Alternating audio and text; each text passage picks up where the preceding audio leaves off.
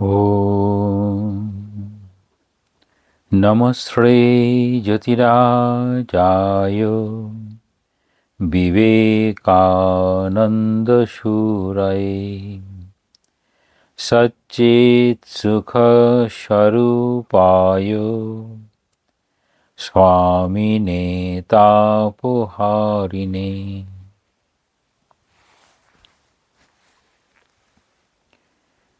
কর্মযোগের class চলছে আমাদের। পরোপকারে নিজেরই উপকার, এই অধ্যায়ের শেষের দিকের 3 পৃষ্ঠার মতো রয়েছে। এখানে আমরা দেখব এই পরোপকারে নিজেরই উপকার। সাধারণভাবে আমরা কেন পরোপকার করব, কেন নিজের দিকটাই বেশি ভাববো না, কেবলমাত্র নিজের চাওয়া পাওয়া সুখ সুবিধা এই রকম ভাবনা নিয়েই আমাদের যেন জীবন চলে। কিন্তু যদি দেখা যায় ইন্টার বিইং রিলেশনশিপ, আমরা একে অন্যের উপর নির্ভর করি, তখনই দেখা যায় আমরা কারুর না কারুর উপকার না করে পারি না, আবার কারুর কাছ থেকে না সাহায্য নিয়েও থাকতে পারি না। সেটাকে কিভাবে দেখানো হচ্ছে, স্বামীজি যুক্তি বিচারের নিরিখে বিষয়টাকে প্রকাশ করেছেন। আর এই অধ্যায়ের শেষের দিকে পুরো অধ্যায়টার একটি সারমর্ম তুলে ধরেছেন। তাহলে আমরা পড়ব এখন। স্বামীজি বলছেন, তোমাদের নিজেদের ইতিহাসে মে ফ্লাওয়ার জাহাজ হইতে আগত ব্যক্তিদের কথা কি স্মরণ নাই? আমাদের যেমন ধারণা থাকে সেই ধারণাটা দিচ্ছেন। তাহলে মনে করাতে চাইছেন যেন এই জগতের বিকাশ, এরকম একটা জাহাজ এলো, সেখান থেকে কি বলছেন, যখন তাহারা প্রথমে এদেশে আসেন তখন তাহারা পিউরিটান ছিলেন, নিজেদের খুব পবিত্র এবং সাধু প্রকৃতি মনে করিতেন। তো ধারণা হচ্ছে পবিত্র সাধু প্রকৃতি। কিন্তু অতি শীঘ্রই তাহারা অপর ব্যক্তিদের প্রতি অত্যাচার আরম্ভ করিলেন। তাহলে যেন পবিত্র সাধু প্রকৃতির মানুষ তাদের চারিত্রিক বৈশিষ্ট্যের পরিবর্তন ঘটছে, তারা যেন অন্য ব্যক্তিদের উপর অত্যাচার শুরু করছেন। অর্থাৎ এখানে যদি আমরা ঠিকভাবে দেখি, যেন ওই যে সাধু পবিত্রতা যেন সত্যগুণের প্রতীক ছিল, তাহলে চিন্তা ভাবনার পরিবর্তনে সেখানেই তম মিশ্রিত রজগুণের প্রকাশ দেখা যাচ্ছে। মানব জাতির ইতিহাসে সর্বত্রই এই রূপ দেখা যায়। যদি মানব জাতির ইতিহাস দেখা যায়, এই পবিত্র সাধু প্রকৃতি আমাদের দেশের ভাবনায় আমরা সত্যযুগ, ত্রেতা, দ্রাপর, কলি, এই যুগের পরিবর্তন, মানুষ কি ভাবনা নিয়ে শুরু করে আর কোথায় পৌঁছে যায়। যাহারা নিজেরা অত্যাচারের ভয়ে পালাইয়া আসে, তাহারাই আবার সুবিধা পাইলে অপরের উপর অত্যাচার আরম্ভ করে। তাহলে অদ্ভুতভাবে বলছেন, তাহলে কারা অত্যাচার করতে শুরু করছে? অত্যাচার করতে শুরু করছে তারাই যারা একসময় সেই অত্যাচারকে ভয় পেয়ে সেই স্থান ত্যাগ করে চলে এলো। যে কারণে প্রচলিত একটি কথা আছে, যে যায় লঙ্কায় সেই হয় রাবণ। মানে একটা জায়গায় চলে গেল, মানে সঙ্গে সঙ্গে আবার একটা গুণ যেন লাভ করছে। কিরকম? এই সুবিধা পাইলে অপরের উপর অত্যাচার আরম্ভ করে। সুবিধা অর্থাৎ যদি আমরা নিয়ম শৃঙ্খলার মধ্যে দিয়ে চলি, সেটি ধর্মের অনুশাসন হতে পারে, আবার কোনো কোনো রাজ্যের অনুশাসন, সেখানে রাজনৈতিক অনুশাসন বলা যেতে পারে। ধর্মের অনুশাসন একরকম, সেখানে ধর্ম ভয়, সেখান থেকে রাজনৈতিক অনুশাসন, সেখানে পুলিশের ভয়। আমি 2টি অদ্ভুত জাহাজের কথা শুনিয়াছি। স্বামীজি অদ্ভুত বলছেন কেন? এই অদ্ভুত বলা, সেটি যেন স্বাভাবিকভাবে ব্যাখ্যা করা সম্ভব নয়, তাই জন্য অদ্ভুত বলবেন। প্রথমে নোয়ার আর্ক ও দ্বিতীয় মে ফ্লাওয়ার। ইহুদিরা বলেন সমুদয় সৃষ্টি নোয়ার আর্ক হইতে আসিয়াছে। এই সৃষ্টি হলো যেন সেই একটা নৌকা চলে এলো, তারপর যেন সেখান থেকে যেন উদ্ভব হচ্ছে।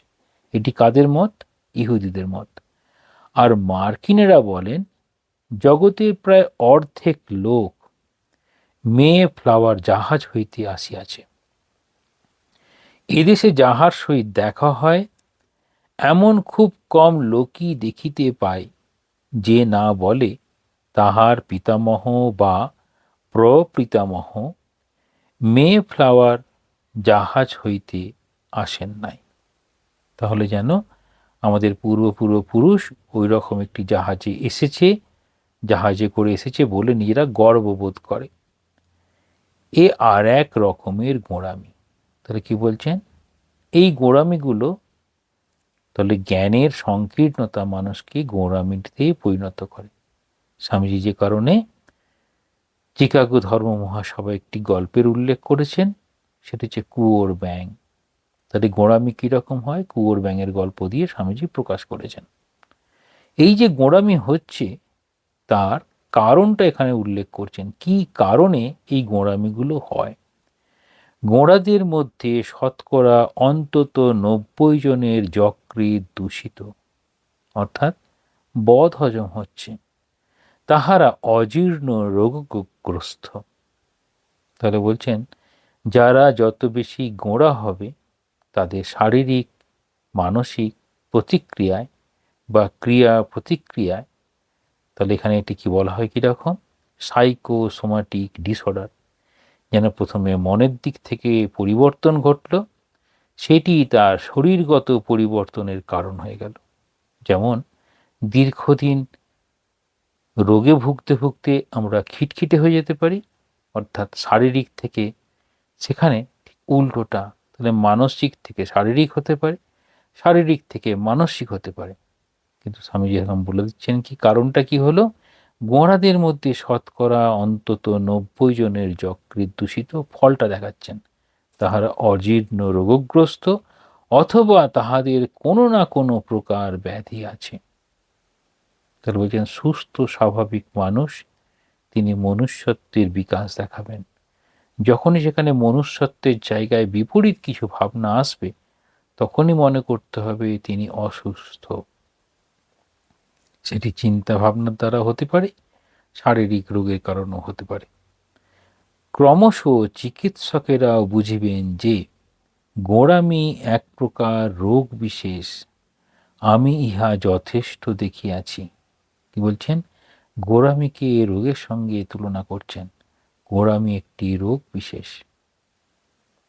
প্রভু আমাকে গোঁড়ামি হইতে রক্ষা করুন। তাহলে গোঁড়ামির প্রধান কারণ কি? আমি উদার হতে পারছি না, জ্ঞানের পরিধি খুব কম। আর জ্ঞানের পরিধি যখন বেড়ে যায় তখনই গোঁড়ামি চলে যায়। তাহলে জ্ঞানের সঙ্গে কি লাগবে? জ্ঞানের পাশাপাশি আমাদের প্রয়োজন, তাহলে দেখানো হচ্ছে যে গোঁড়ামির উৎপত্তি কি দেখা হয়। একটা বদ্ধমূল ধারণা এবং সেই ধারণার পরিবর্তন না হওয়া, তার প্রধান হচ্ছে জ্ঞানের একটি সীমাবদ্ধতা বা খুব ক্ষুদ্র জ্ঞান যেখানে রয়েছে, আর যুক্তি বিচার নেই। এই গোঁড়ামি সম্বন্ধে আমার যতটুকু অভিজ্ঞতা আছে তাহাতে মোটামুটি আমি এই সিদ্ধান্তে উপনীত হইয়াছি যে আমাদের কোনো প্রকার গোঁড়া বা একঘেয়ে সংস্কার কার্যের সহিত মিশিবার প্রয়োজন নাই। তাহলে কি বলছেন? কোনো প্রকার গোঁড়া বা একঘেয়ে সংস্কার কার্যের সহিত মিশিবার প্রয়োজন নাই। এই যে সঞ্জাত কাম, অর্থাৎ এই সান্নিধ্যে থাকতে থাকতে সেই গুণগুলো আমাদের মধ্যে চলে আসে। সেই জন্য স্বামীজি বলছেন আমি একটা সিদ্ধান্তে পৌঁছেছি। কি সেই সিদ্ধান্ত হচ্ছে আমরা কার সঙ্গে মিশবো, কার সঙ্গে মিশবো না। যারা ভীষণভাবে গোঁড়া এবং একঘেয়ে কাজেই তাদের মনে হয় এই রকম করে করলেই হবে, দ্বিতীয় কোনো আর উপায় নেই। স্বামীজি কখনো কখনো বলেছেন, একটা কোটকে সকলের মধ্যে চাপিয়ে দাও, দ্বিতীয় আর কোনো পোশাকের দরকার নেই, তাহলে সেটি হয়ে যাবে একঘেয়ে। তোমরা কি বলিতে চাও যে মদ্যপান নিবারক গোরারা মাতাল বেচারাদের বাস্তবিক ভালোবাসে? তুলে ধরছেন যারা এই মদ্যপান বিরোধের জন্য কাজ করেন, সেক্ষেত্রে বলছেন যারা একে নিবারণ করতে চান, সেই গোরারা মাতাল বেচারাদের বাস্তবিক ভালোবেসে কি এটা করছে? তা নাও হতে পারে। বলছেন গোরাদের গোঁড়ামির কারণ এই যে তাহারা এই গোঁড়ামি করিয়া নিজেরা কিছু লাভের প্রত্যাশা করে। একটা খুব খেয়াল করব, সেটি হচ্ছে কেবলমাত্র যারা আধ্যাত্মিক সচেতন মানুষ, যারা মনে করেন মানুষের মধ্যে সেই দেবত্ব আছে, সেই মানুষের প্রতি ভালোবাসা কিংবা তাকে ভালো কিছু করার চেষ্টা, সেটি ভগবানের পূজা করা, অর্থাৎ মানুষের মধ্যে ভগবান দেখার চেষ্টা করেন, বা তাকে সেবা করার মাধ্যমে ভগবানের প্রীতি লাভ করতে চান, এর বাইরে যা কিছু আছে সবসময় দেখা যাবে জাগতিক লাভের প্রত্যাশা।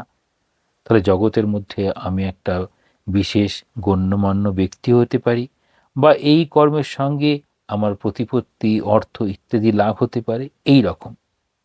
সেই জন্য বলছেন যুদ্ধ শেষ হইবা মাত্র ইহারা লুণ্ঠনে অগ্রসর হয়। তাহলে কোনো কর্ম করছেন যেখানে যুদ্ধ হলো, অর্থাৎ বিপরীত দুটি ভাবনা কাছাকাছি এলো, বিপরীত ভাবনার মানুষ এলো, নিজেদের মধ্যে খুব লড়াই চলল, প্রত্যেকেই নিজের, যাকে বলা হয় নিজের প্রত্যাশা মতো আখের গুছিয়ে চলে যেতে চাইবে। এই গোড়ার দল হইতে বাহির হইয়া আসিতে পারিলেই শিখিবে কিরূপে প্রকৃতভাবে ভালোবাসিতে হয় এবং সহানুভূতি করিতে হয়। তাহলে কি বলছেন, এই যে গোড়ার দল, সেই গোঁড়ামি ভাবনার বাইরে আসতে হবে, না হলে সম্ভব নয়। তাহলে বাইরে আসার কারণ কি হবে? বলছেন প্রকৃতভাবে ভালোবাসা বা প্রকৃত ভালোবাসা বা নিঃস্বার্থ ভালোবাসা, সেটাকে স্বামীজি বলছেন লাভ ফর লাভ সেক, ভালোবাসার জন্যই ভালোবাসা তখন কেবলমাত্র হতে পারে। তখনই তোমাদের পক্ষে মাতালের সহিত সহানুভূতি করা সম্ভব হইবে। তাহলে তাকে কি করে তার প্রতি সহানুভূতি দেখাতে পারবো, সমব্যথী কি করে হতে পারবো? এখানে খেয়াল করব, তৎকালীন নরেন্দ্রনাথ, তার বাবা বিশ্বনাথ দত্ত, এইরকম ধরনের মানুষ এলে পরেও তাকে সাহায্য করত। একদিন নরেন্দ্রনাথ জিজ্ঞাসা করছেন তার বাবাকে, যে বাবা তুমি এরকম কেন করো? বাবা বলছেন, এই জীবনে এত কষ্ট, যদি কিছুক্ষণের জন্য তাকে যদি আনন্দ বা শান্তি দেওয়া যায়, সেটি কি কম? অর্থাৎ একটা মানুষ এত কষ্টের মধ্যে আছে, যেভাবেই হোক তার কষ্টে যদি লাঘব করার চেষ্টা করতে পারি, তাহলে কত প্রাণে প্রাণে ভালোবাসা এলে এই বোধটি হতে পারে। তখনই বুঝিবে সেও তোমার মতো একজন মানুষ। তাহলে যে মাতাল ছিল, তাকে যদি ঠিক ঠিক সহানুভূতি দেখানো হয় আর সত্যিই ভালোবেসে করা সম্ভব হয়, তাহলে বলছেন সেও তোমার মতো একজন মানুষ। তখনই তোমরা বুঝিতে চেষ্টা করিবে যে নানা অবস্থা চক্রে পড়িয়া সে ক্রমশ অবনত হইয়াছে। তাহলে সেও একসময় প্রথম থেকেই কি সেরকম মাতাল হয়ে গেল? স্বামীজি বলছেন এই মানুষের যথার্থ স্বরূপে সে মাতাল, মদ খেয়ে খেয়ে মাতাল হলো, এখন মদ খাওয়া ছেড়ে দিল, তাহলে সে তো আর মাতাল থাকলো না। ঠিক সেই রকম আমাদের প্রকৃত অবস্থাটা কি? তাহলে বলছেন সত্যিই তাকে যদি আমি ভালো করতে চাই, ভালোবাসতে চাই, তাহলে তার এই অবস্থা কি করে, সে যেন একটা অবস্থা চক্রে পুরো এরকম হয়েছে, অবনত হয়েছে, যদি তাকে বোঝানো সম্ভব হয়, তাহলে সে আবার সেখান থেকে ঘুরে দাঁড়াতে পারে। আর বুঝিবে যদি তুমি তাহার মতো অবস্থায় পড়িতে, হয়তো আত্মহত্যা করিতে। স্বামীজি এটা খুব সুন্দর বলছেন, যেমন গরিবেরা গরিবের কষ্ট বোঝে, তাহলে প্রাণে প্রাণে বোধ করতে হবে সেই মানুষের কষ্ট, তাহলে সেটি সম্ভব হবে। বলছেন সেরকম কষ্ট যদি আমার হতো, আমি হয়তো প্রাণটাই ত্যাগ করতাম, আত্মহত্যা করতাম। এরপর একটা একটা বাস্তব চিত্র স্বামীজির দেখা, সবসময় নাও মিলতে পারে। এই ভাবনার সঙ্গে আমরা সকলে একমত নাও হতে পারি, কিন্তু স্বামীজি যুক্তি বিচারের মাধ্যমে এটি বলার চেষ্টা করছেন। এখানে নারী এবং পুরুষের ব্যবহার, নারী কীরকমভাবে ব্যবহার করেন, পুরুষ কীভাবে ব্যবহার করেন, উভয়ে যখন একত্র থাকেন তখন নিজেদের মধ্যে কীরকম পরিবর্তন হয়, তাদের ভাবনার কী আদান প্রদান হয়, স্বামীজি সেটা তুলে ধরবেন। আমার একটা নারীর কথা মনে হইতেছে, তাহার স্বামী ছিল ঘোর মাতাল। একটা চিত্র তুলে ধরছেন। স্ত্রী লোকটি আমার নিকট তাহার স্বামীর অতিরিক্ত পানদোষ সম্বন্ধে অভিযোগ করিত। আমার কিন্তু নিশ্চিত ধারণা অধিকাংশ লোক তাহাদের স্ত্রীর দোষে মাতাল হইয়া থাকে। স্বামী যেমন দেখাতে চাইছেন, এই যে একজন নারী তার স্বামী অতিরিক্ত মদ্যপান করছেন, স্বামীজির ধারণা হয়েছে, সেই নারীর চরিত্র সম্পর্কে জেনে ধারণা হয়েছে যে অধিকাংশ লোক তাহাদের স্ত্রীর দোষে মাতাল হইয়া থাকে। তাহলে মাতালটা হলো কেন? অনেক সময় নিজেদের কষ্ট লাঘবের জন্য বা একটা ঘোরে থাকবেন বলে বা সেই অবস্থার পরিপ্রেক্ষিতে সঠিক দিশা না পেয়ে এরকম মাদকাসক্ত হয়ে পড়ে। তোষামত করা আমার কাজ নয়, আমাকে সত্য বলিতে হইবে। স্বামীজি কি বলছেন? আমি তোষামত করব না, সত্যটা আমাকে বলতে হবে। যে সকল অবাধ্য মেয়েদের মন হইতে সহ্যগুণ একেবারে চলিয়া গিয়াছে এবং যাহারা স্বাধীনতা সম্বন্ধে ভ্রান্ত ধারণার বশবর্তী হইয়া বলিয়া থাকে, তাহারা পুরুষদিগকে নিজের মুঠোর ভিতর রাখিবে এবং যখনই পুরুষেরা সাহস করিয়া তাহাদের অরুচিকর কথা বলে, তখনই চিৎকার করিতে থাকে, এরূপ মেয়েরা জগতের মহা অকল্যাণ স্বরূপ হইয়া দাঁড়াইতেছে। আর ইহাদের অত্যাচারে জগতের অর্ধেক লোক যে এখনো কেন আত্মহত্যা করিতেছে না, ইহাই আশ্চর্যের বিষয়। ঘটনা দেখাচ্ছেন যে সংস্কার, সংস্কৃতি, আমাদের চরিত্রের যে তারতম্য, তাহলে একজন পুরুষের ধারণা নারী সম্পর্কে তার মাকে দেখে বিশেষভাবে শেখে, আর একজন নারী পুরুষ সম্পর্কে ধারণা করেন সাধারণভাবে তার পিতার কাছ থেকে। এটা মনোবিজ্ঞানের কথা অনুযায়ী। তো এই ভাবনাতে তারা যেন মনে করে, পুরুষ মনে করবেন, অর্থাৎ স্বামী মনে করবে তার স্ত্রী তার মায়ের কাছাকাছি মানে গুণাবলী সমন্বিতা হয়ে থাকবেন, আর একই রকমভাবে স্ত্রী মনে করবেন তার স্বামী পিতৃস্বরূপ হবে। আসলে তিনটি অধ্যায় একসঙ্গে চলে। কখনো কখনো পুরুষ নিজেকে মনে করবেন অসুস্থ অবস্থায় যেন সন্তান সম তার নিজ স্ত্রীর কাছ থেকে সেবা গ্রহণ করে থাকে, আবার ভার্যা জায়া এরকম একটা সম্পর্ক, তারপর আবার পিতার মতো সম্পর্ক যখন অনুশাসনের মধ্যে দিয়ে বা আদেশ উপদেশের মাধ্যমে। একই রকমভাবে নারী চরিত্র পুরুষের সঙ্গে এইরকম একটি সামঞ্জস্য থাকে।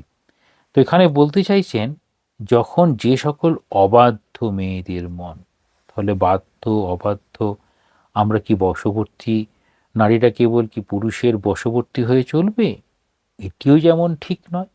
আবার পুরুষও কি সবসময়, তাহলে দুজনের দুটি ভাবনা আসে, দুটি ভাবনাকে পাশাপাশি রাখতে হবে।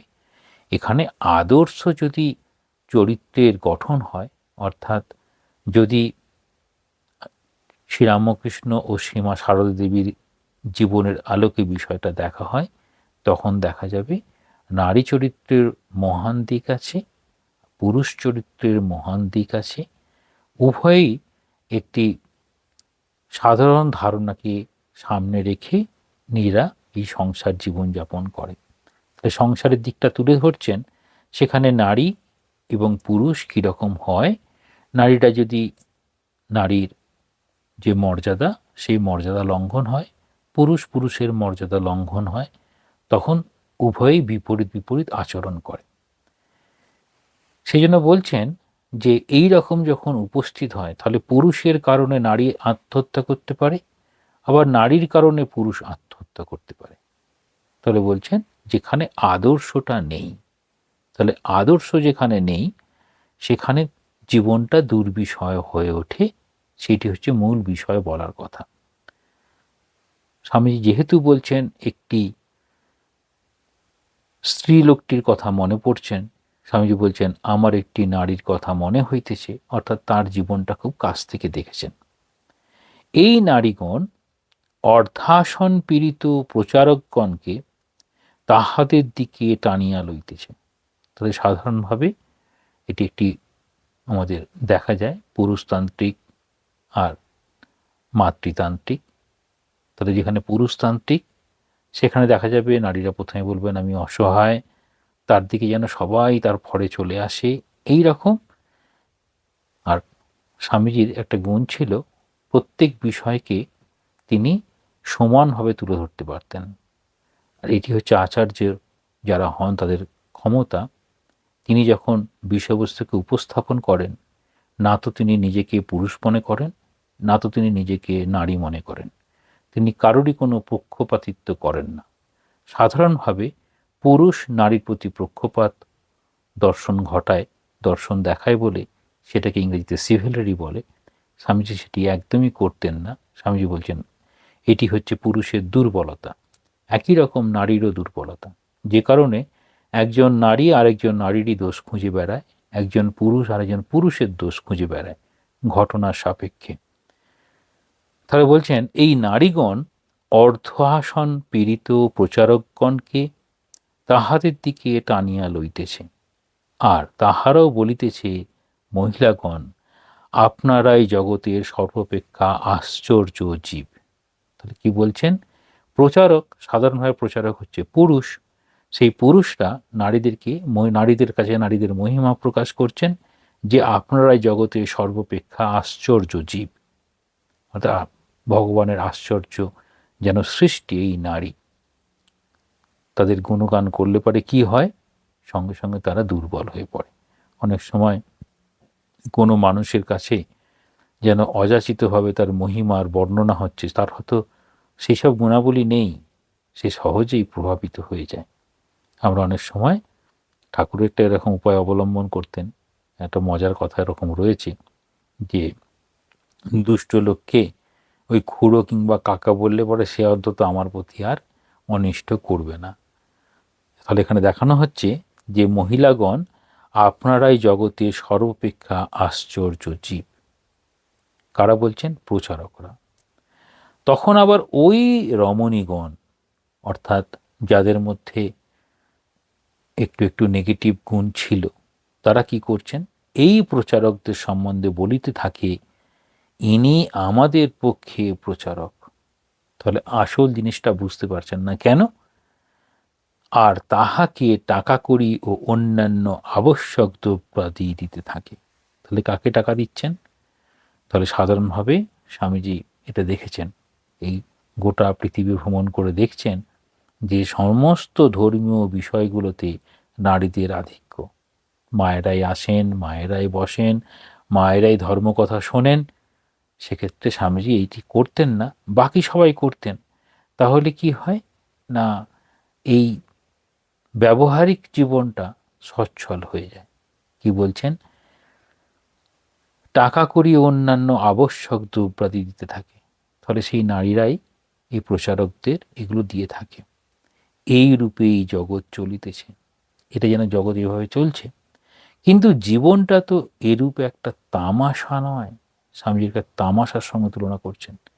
কারণ যে প্রচারক, তিনিও নিজেকে আমি নারী পুরুষ এই দুটো ভাবের ঊর্ধ্বে যারা এসেছেন তাদের কাছে আমি প্রভুর মহিমা বর্ণনা করব, তার জায়গায় একটা পক্ষপাতিত্ব সেখানে দেখা যাচ্ছে। পুরুষ হয়ে নারীদের পক্ষপাতিত্ব করছেন। কি বলছেন? মহিলাগণ আপনারাই জগতে সর্বাপেক্ষা আশ্চর্য জীব। তিনি বলছেন না এই মানুষই হচ্ছে ভগবানের আশ্চর্য একটি শ্রেষ্ঠ কীর্তি। এই মানুষের জীবনটাই হচ্ছে সব থেকে উন্নত। মানুষ চাইলে পারে ভগবান লাভ করতে পারে, এমনকি দেবতাদেরও মানুষরূপে জন্মগ্রহণ করতে হয় এবং এই কর্মচক্রের ঊর্ধ্বে গিয়ে মুক্তি লাভ করতে হয়। সেটির জায়গায় কেবলমাত্র ওয়ান সাইডেড এক্সপ্রেশন। জীবনে গভীরভাবে প্রণিধান ও আলোচনা করিবার বিষয় অনেক আছে। তবে জীবনটা তো এরূপ একটা তামাশা নয়, কেবলমাত্র নিজের এই ব্যবহারিক জীবনটাকে সচ্ছল রাখার জন্য কোনো একটি পক্ষপাত দেখিয়ে যাব। সেই জন্য বলছেন, জীবনে গভীরভাবে প্রণিধান ও আলোচনা করিবার বিষয় অনেক আছে। এই অনেক আছে বলেই এই পরোপকারে নিজেরই উপকার, এই পুরো অধ্যায়টা সম্পর্কে বলতে থাকবেন। কি বলছেন? এখন তোমাদিগকে আজিকার বক্তৃতার মুখ্য বিষয়গুলি পুনঃ আলোচনা করিতে বলিতেছি। তাহলে যা পড়া হয়েছে, যা বলে গেছেন, শেষে পুরো বিষয়টাকে তুলে ধরছেন। এটি হচ্ছে ঠিক ঠিক বক্তব্য বিষয়কে উপস্থাপন করার একটি রীতি। সেখানে একটা ভূমিকা থাকবে, তবে গোটা বিষয়বস্তু শেষে যখন উপসংহারে আসছেন, পুরো বিষয়টাকে যেন আবার তুলে ধরছেন। কি বলছেন? প্রথমত, আমাদিগকে মনে রাখিতে হইবে যে আমরা সকলেই জগতের নিকট ঋণী।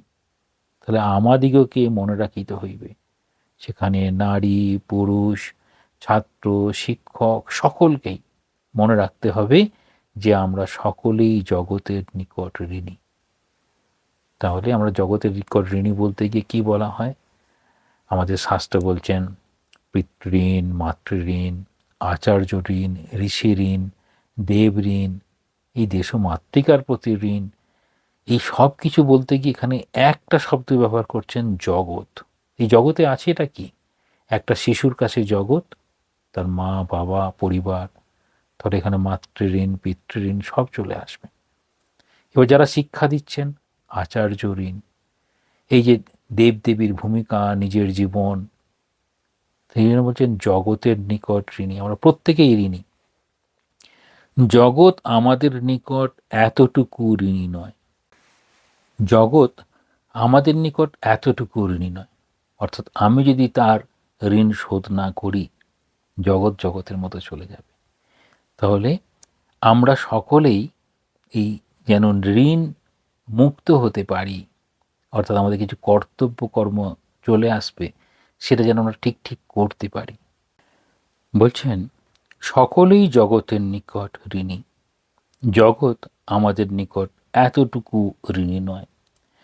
আমাদের সকলেরই মহা সৌভাগ্য যে আমরা জগতের জন্য কিছু করিবার সুযোগ পাইয়াছি। তাহলে জগতের নিকট সুযোগ কি করে পেলাম?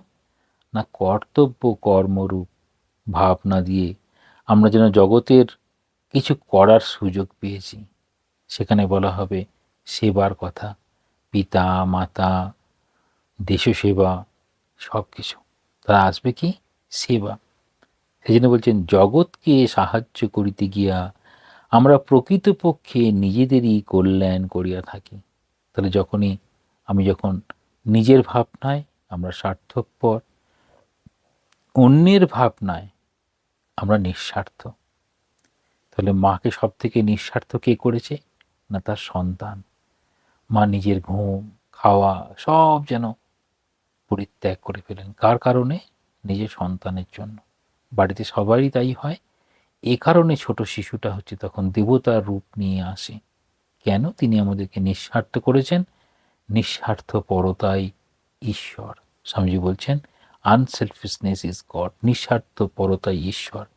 সেই আমাদের কল্যাণ হচ্ছে, অর্থাৎ আমাদের ভাবনার উত্তরণ।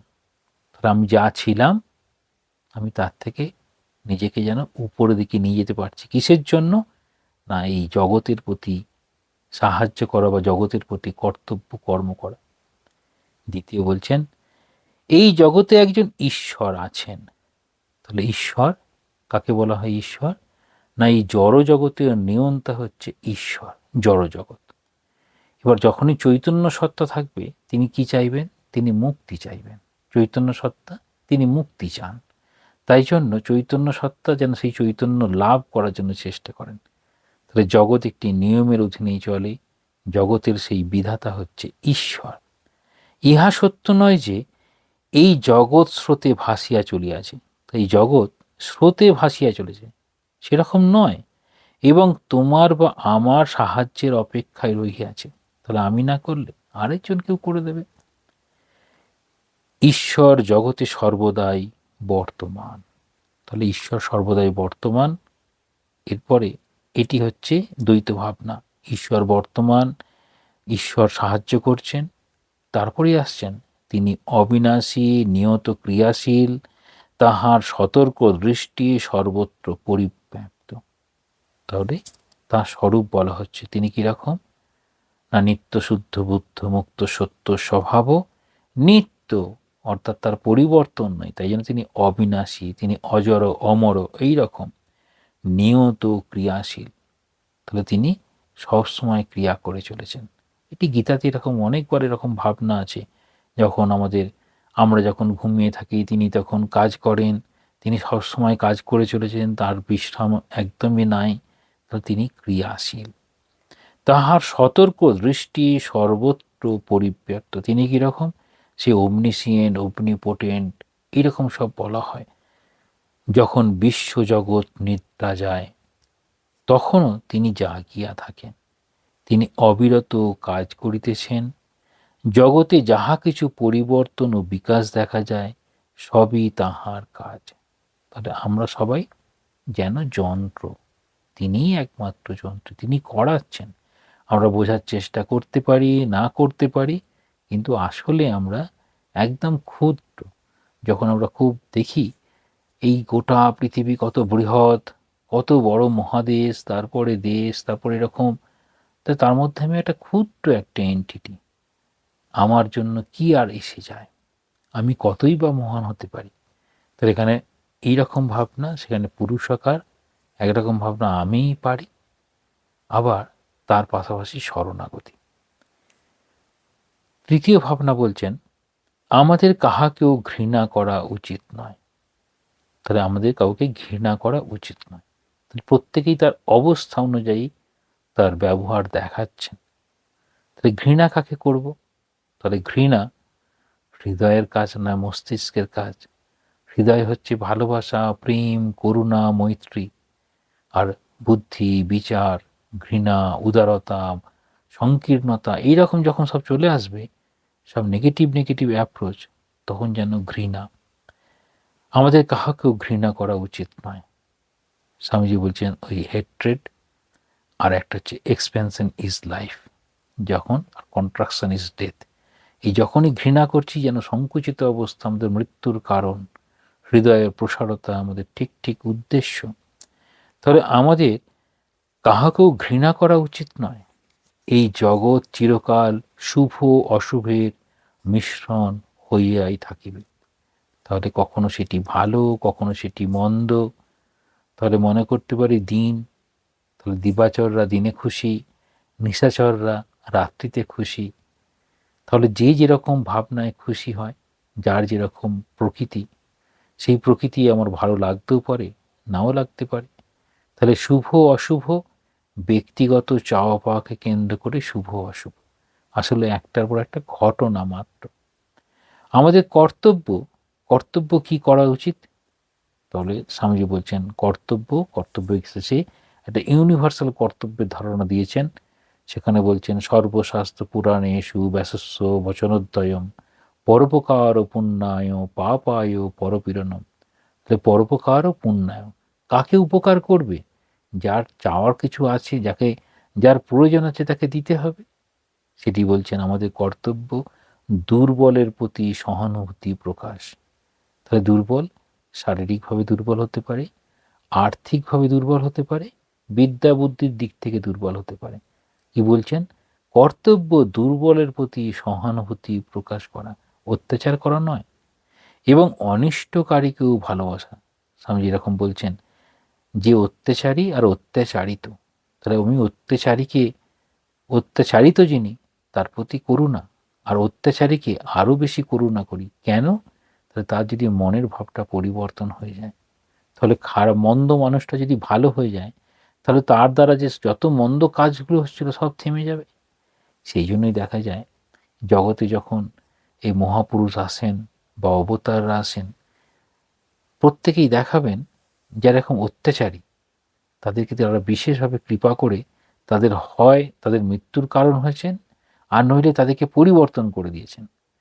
চৈতন্যদেবে দেখা যায় জগাই মাদাহের ভাবনায় পরিবর্তন করে দিলেন, ভগবান বুদ্ধের অঙ্গুলিমালের ভাবনায় পরিবর্তন করে দিলেন। সেরকম শ্রীরামকৃষ্ণের জীবনে অনেকেই এসেছেন যারা নিজেদেরকে অপবিত্র মনে করতেন, তাদেরকে পরিবর্তন করে দিয়ে সমাজে সকলেই ভালো হতে পারে তার একটি বাতাবরণ তুলে ধরেছিলেন। তাহলে বলছেন দুর্বলের প্রতি সহানুভূতি প্রকাশ করা এবং অনিষ্টকারীকেও ভালোবাসা। এই জগৎ একটি বিরাট নৈতিক ব্যায়ামশালা। এটা একটা বড় কথা। এই জগৎটা কি নৈতিক ব্যায়ামশালা। তো ব্যায়ামশালায় কি হয়, এক্সারসাইজ করছে, সেইটাই মোরালিটি অ্যান্ড এথিক্সের একটা এক্সারসাইজ রুম যেন। সেখানে যখনই কেউ আসছে তখন দেখার চেষ্টা করছে আমাদের আদর্শ কি, আমি সেই আদর্শ থেকে কতটা দূরে আছি, আমি চাইলে কি ওই আদর্শটা কিছুটা পালন করতে পারি বা গ্রহণ করতে পারি। তখন বলছেন না, আমরা যত অনুশীলন করব, যদি আমাদের মনে হয় এই জীবনটা সার্থক করতে হবে ঠাকুরের ভাবনা অনুযায়ী ভগবান লাভ, কিংবা নিঃস্বার্থ কর্ম করে বাসনা শূন্য হয়ে আমি ভগবানের পাদপদ্মে যেতে পারি বা নিজেই ব্রহ্মজ্ঞান লাভ করতে পারি, অনুভব করতে পারি, সেটি বলছেন নৈতিক ব্যায়ামশালা।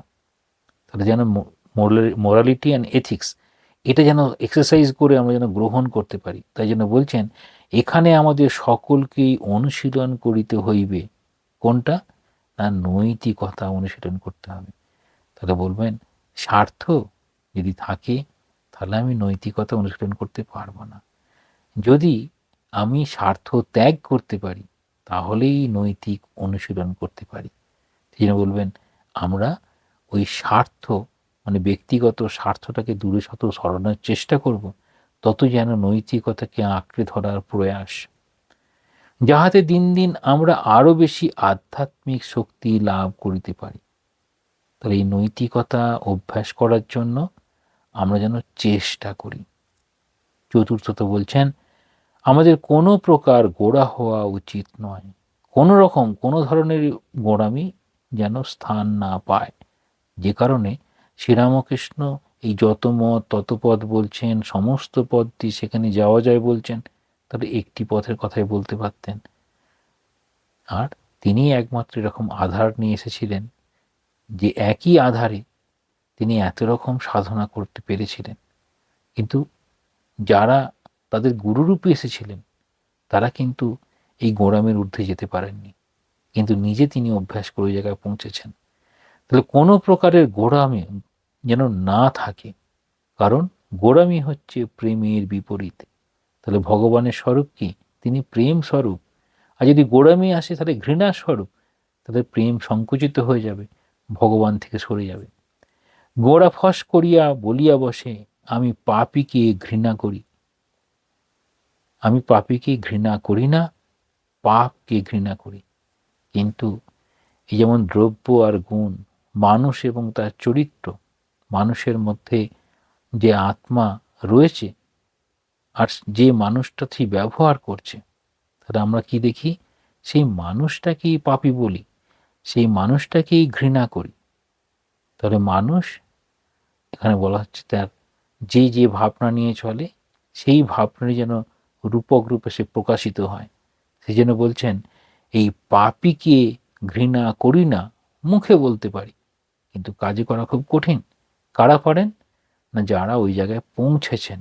সেই জন্য বলছেন, স্বামীজি খুব সুন্দরভাবে বলবেন, কিন্তু প্রকৃতপক্ষে পাপ ও পাপীর মধ্যে পার্থক্য করিতে পারে এমন মানুষ দেখিবার জন্য আমি দূর দূরান্তরে যাইতে প্রস্তুত। তাহলে যিনি কেবলমাত্র পাপীর মধ্যেও সেই একই চৈতন্য সত্তা অবস্থান করছেন, যিনি মনে প্রাণে বিশ্বাস করেন এবং অনুভব করেন, তিনি একমাত্র পাপ এবং পাপীর মধ্যে পার্থক্য করবেন না। বাকি সবাই পাপ এবং পাপীকে একই ধরবেন। সেই জন্য প্রকৃতপক্ষে পাপ ও পাপীর মধ্যে পার্থক্য করিতে পারে, মানে সামর্থ্য আছে, সেরকম মানুষকে দেখার জন্য আমি অনেক দূর পর্যন্ত যেতে পারি। এরূপ বলা সহজ, যদি আমরা উত্তম রূপে দ্রব্য ও গুণের মধ্যে পার্থক্য করিতে পারি, তবে তো আমরা সিদ্ধ হইয়া যাই। তাহলে কেবলমাত্র সিদ্ধ পুরুষ যারা, তারাই একমাত্র প্রকৃতপক্ষে পাপ ও পাপীর মধ্যে পার্থক্য করিতে পারে। কিরকম? আমরা যদি প্রহরী বাবার জীবনটা দেখি, যে তার ওই ছোট্ট একটি কুঠিয়ার মধ্যে একটা চোর ঢুকেছিল। তখন তার চোরটার সব বাসনপত্র সব বাঁধা হয়ে গেছে, আর সে সেটা নিয়ে বেরিয়ে যাচ্ছে। প্রহরী বাবা বলছেন, প্রভু। যখনই প্রভু বলে ডেকেছেন, তখন সেই চোরটা সব জিনিসপত্র রেখে দিয়ে যেন নদী পার হয়ে চলে যাবে, এরকম অবস্থা। তখন প্রহরী বাবা নিজেই সেই সব বাসন ফাসন বাঁধা যে পুটলাটা আছে সেটা নিয়ে তার চোরটার পিছনে চলেছেন, যে প্রভু, এটা আপনারই জিনিস, আপনি নিয়ে যান। ওই চোরের ওই রকম ভাবনা দেখে যে সাধু এইরকম হতে পারে, পরবর্তীতে সেই চোরটি সাধু হয়ে গিয়েছিল। তাহলে ওই চোর এবং তার চৌর্য যে প্রবৃত্তি, এই চৌর্য প্রবৃত্তির সঙ্গে মানুষটাকে আলাদা করতে পেরেছিলেন এই প্রহরী বাবা। তিনি তার মধ্যেও প্রভুকে দেখেছিলেন। তাহলে এটি সাধারণভাবে দেখা সম্ভব নয়। স্বামীজি আর একটা বলেছিলেন, সেটা হচ্ছে সিপাহী বিদ্রোহের সময় একটা সাধুর কথা বলছেন, যে তার ছুরিকাঘাতেই সেই সাধুটার মৃত্যু হচ্ছে, সেই সন্ন্যাসীর মৃত্যু হচ্ছে। তখন বলছেন, প্রভু বলে সম্বোধন করছেন, যেন প্রভুর হাতেই তার যেন মৃত্যু হচ্ছে। আবার আরেকটা সাধুর গল্প বলেছেন, তিনি চলেছেন, ছোট ছোট শিশুরা তার দিকে ওই ছোট পাথরের নুড়ি টুড়ি ছুটছে, তখন তার চারিদিকে এরকম ক্ষতচিহ্ন, রক্ত বেরোচ্ছে। তখন বলছেন, রামজি কা লীলা, মানে সবার মধ্যে রামকে দেখছেন। তাহলে পাপই এবং পাপ সব ছেড়ে দিয়ে সব প্রভুর ইচ্ছা এরকম দেখতে পাচ্ছেন। সেই জন্য বলছেন তারা হচ্ছে সিদ্ধ। যে কারণে বললেন, যদি আমরা উত্তম রূপে দ্রব্য ও গুণের মধ্যে পার্থক্য করতে পারি, তবে তো আমরা সিদ্ধ হইয়া যাই। তাহলে সিদ্ধের অবস্থা হচ্ছে পাপ ও পাপীর মধ্যে পার্থক্য করতে পারে। তার প্রকৃতভাবে করা খুব মুশকিল। সেই জন্য সকল মানুষের মধ্যেই ঈশ্বর আছেন, এটা দেখেন। এইরূপ করা বড় সহজ নয়। অধিকন্তু যতই আমরা ধীর স্থির হইব। এবার বলছেন যে আমাদের প্রকৃতি কীরকম হবে, না আমরা চঞ্চল হব না শান্ত হব। চঞ্চল হয়ে অনেক কর্ম করতে পারি, সেটি ওই ভূতের মতো অবস্থা হতে পারে। কিন্তু যে শান্ত, ধীর, স্থির, বিচক্ষণ হবেন, তিনি ভালো কাজ করতে পারবেন। সেই জন্য বলছেন, যতই আমরা ধীর স্থির হইব এবং আমাদের স্নায়ু সমূহ যতই শান্ত হইবে, ততই আমরা অধিকতর প্রেম সম্পন্ন হইব এবং আরও ভালোরূপে কর্ম করিতে সমর্থ হইব। তাহলে বলছেন, এই চ্যাপ্টারের শেষের দিকের অংশে যে পরোপকারে নিজেরই উপকার বলতে গিয়ে বলছেন, যে যতই আমরা ধীর স্থির হইব। তাহলে অস্থির চিত্ত যদি হয়, কর্মযোগ করা সম্ভব নয়। তাহলে অস্থির চিত্তের জায়গায় শান্ত, ধীর, শান্ত, কিন্তু সেখানে নিশ্চয়ই আলস্যের কথা বলছেন না। অনেক সময় ধীর, শান্ত, কিন্তু আলস্য, কর্ম করতে অনীহা, সেরূপ কিন্তু নয়। আমাদের স্নায়ুসমূহ যত শান্ত হইবে, অর্থাৎ যা কিছু আমাদের কাছে ভাবনাগুলো আসবে, আমরা ধীর স্থিরভাবে বিচার বিবেচনার মধ্যে দিয়ে সঠিক সিদ্ধান্তে পৌঁছে তারপর যদি কাজ করি, তাহলে সেই কাজটি কী হবে, সবসময় ভালো কাজ হতে পারে। সেই জন্য স্বামীজি বলছেন, level headed man can do better. তাহলে শান্ত ব্যক্তি ভালো কাজ করতে পারে। সেটাই বলছেন এখানে, ততই আমরা অধিকতর প্রেম সম্পন্ন হইব এবং আরও ভালোরূপে কর্ম করিতে সমর্থ হইব। তাহলে পুরো বিষয়টা বলতে চাইছেন, আমরা ভাবিয়া করিও কাজ, করিয়া ভাবিও না। অর্থাৎ ধীর, শান্ত হয়ে দেখতে হবে, আর সবসময় কার্য কারণ দেখে চলতে হবে। সমালোচনা না করে বিচক্ষণ হওয়ার জন্য চেষ্টা করতে হবে। কোনো কিছু ঘটনা সাপেক্ষেই আমরা যে খুব চটপট মন্তব্য করে ফেলি, সেখান থেকে নিজেদের খুব শান্ত থাকতে হবে। তাহলে কি বলছেন, আমরা যেন কোনোভাবেই গোঁড়ামি যেন আমার মধ্যে না ঢোকে। স্বামী যেটা বারবার বলতেন, স্বামীজি প্রার্থনা করছেন এখানে যেন আমার প্রভু আমাকে গোঁড়ামি হইতে রক্ষা করুন। তাহলে গোঁড়ামি যদি আসে তাহলে তার দ্বারা সম্ভব হবে না। তাহলে আমাদের বিচারটা চোখ কান মাথা খোলা রাখতে হবে, চিন্তা ভাবনা বিচারের মধ্যে দিয়ে কোনটি শুভ কোনটি অশুভ, কোনভাবে গেলে পারে ভগবানের প্রতি আরও ভালোবাসা বাড়তে পারে, ভগবানের নিমিত্তে আমরা আরও বেশি এই মন দিতে পারি, বা ভগবানকে পাওয়ার স্বার্থে বা ঈশ্বরীয় ভাব বা দৈবী গুণ অনুশীলনের জন্য যা যা করার কথা সেগুলো যদি আমরা অভ্যাস করি, তাহলে এই শেষের 4টি কথা খুব খেয়াল রাখতে হবে যে আমরা সকলেই জগতের নিকট ঋণী। অর্থাৎ জগতের কাছে আমরা যেন জগতের জন্য কিছু করতে পারি, নিজের সামর্থ্য অনুযায়ী করতে পারি। এই সামর্থ্য অনুযায়ী করতে পারি, প্রথম কাকে দিয়ে শুরু হবে? প্রথমে পিতা মাতা পরিবার, তারপর আস্তে আস্তে সেটি বৃহৎ হবে। আর এই সম্পর্কে বলছেন সমাধানের কথা, বেদান্তের নিরিখে সমাধান বলা হয়, সেখানে ইষ্ট সেবা গুরু সেবা ইত্যাদিও বোঝায়। দ্বিতীয় যখন বলছেন এই জগৎটা কীরকম, না জগৎটা আমরা যখন মনে করি যে তিনি কীরকম, না অবিনাশী নিয়ত ক্রিয়াশীল, তার সতর্ক সজাগ দৃষ্টি। অর্থাৎ আমরা সবসময় যেন মনে করি যে তিনি দেখছেন আমি শুভ অশুভ সমস্ত কর্ম এবং তার ফল কীরূপে আমাদের উপর আসে। আর বলছেন ঘৃণা একদমই নয়, তার জায়গায় যেন প্রেম কর্তব্য ভালোবাসা। আর বলছেন প্রকৃতপক্ষে যদি গোঁড়ামি চলে আসে তাহলে আমরা সেটি প্রেমের বিপরীত, সেটি আমাদের পথে যেন বাধা স্বরূপ হয়ে দাঁড়ায়। তাহলে যত আমরা চিন্তা ভাবনা করব তত আমাদের ভাবনাগুলো পরিষ্কার হবে। আর এই কর্মযোগের মাধ্যমে, অর্থাৎ কর্ম কিভাবে নিঃস্বার্থ হয়, কর্ম করার যখনই চেষ্টা হবে সেটি আলটিমেট হচ্ছে পরোপকার হয়। আর এই পরোপকারটাই আমাদের আত্মিক উন্নতিতে সাহায্য করে।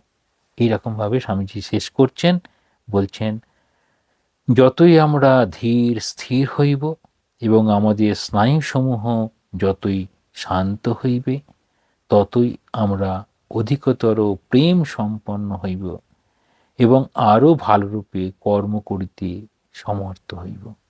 তাহলে প্রেম প্রেম প্রেম এই মাত্র ধন, এরকম বলছেন। ওম শান্তি শান্তি শান্তি। হরি ওম তৎসৎ। শ্রীরামকৃষ্ণার্পণমস্তু।